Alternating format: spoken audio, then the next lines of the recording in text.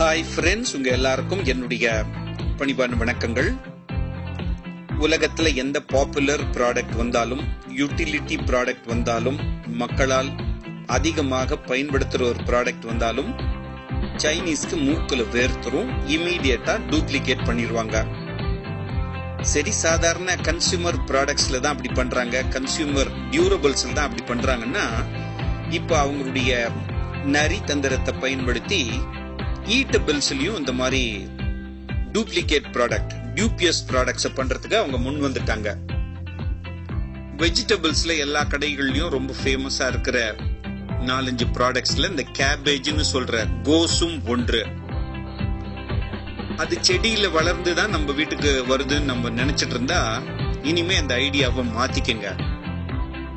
சில கெமிக்கல்ஸை பயன்படுத்தி வீட்லயே சின்ன 4 தகர டப்பாவை வச்சு சில ப்ராசஸஸ் பண்ணி உண்மையான செடியில அந்த காயை அறுத்துட்டு வந்தா எப்படி இருக்குமோ அந்த லெவலுக்கு டூப்ளிகேட்டா இவங்க பண்றாங்க.